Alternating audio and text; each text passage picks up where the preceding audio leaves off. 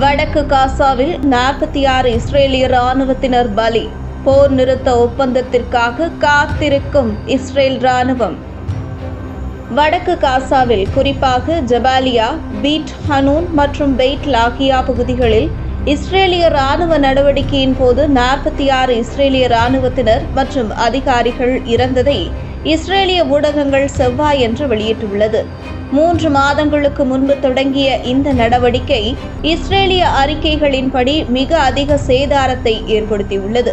இந்த அறிவிப்பில் சமீபத்தில் கொல்லப்பட்ட சர்ஜென்ட் மாட்தியாஹூ யாக்கோவ் பெரல் மற்றும் சர்ஜென்ட் கனாவ் காசா என்ற 401வது படைப்பிரிவின் 46வது பெட்டாலியனைச் சேர்ந்த இருவரது பெயர்கள் அடங்கியிருந்தன. வடக்கு காசாவில் கொல்லப்பட்ட 3வது சிப்பாயின் பெயர் இன்னும் வெளியிடப்படவில்லை. அவரது குடும்பத்தினரின் அறிவிப்பு நிலுவையில் உள்ளது. முன்னதாக செவ்வாயன்று பாலஸ்தீனிய எதிர்ப்பால் பீட் ஹனூனில் ஒரே இரவில் கொல்லப்பட்ட நஹால் படைப்பிரிவின் சிறப்பு படையைச் சேர்ந்த குழு சார்ஜென்ட் இடோ சமியாச்சின் மரணத்தை இஸ்ரேலிய ராணுவம் உறுதிப்படுத்தியது. இது அக்டோபர் 7, 2023 முதல் இஸ்ரேலிய ராணுவத்தினர் இறப்பு எண்ணிக்கையை 828 கொண்டு வருகிறது.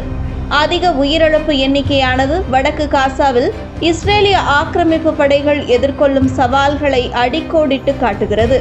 இஸ்ரேலிய I24 நியூஸ் சேனலைச் சேர்ந்த இராணுவ ஆய்வாளர் யோஷி யெஹோஷுவா ஹமாஸின் இராணுவ பிரிவை அகற்றுவது மிகவும் கடினமானது என்று கூறியிருக்கிறார்.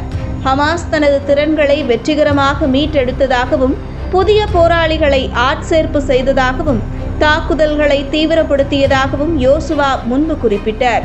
இதற்கிடையில் இஸ்ரேலிய ஆக்கிரமிப்பு படைகள் ஒரு சிக்கலான சூழ்நிலையை தொடர்ந்து எதிர்கொள்கின்றன. அதே நேரத்தில் ஒரு சாத்தியமான ஒப்பந்தத்தின் முன்னேற்றத்திற்காக காத்திருக்கின்றன.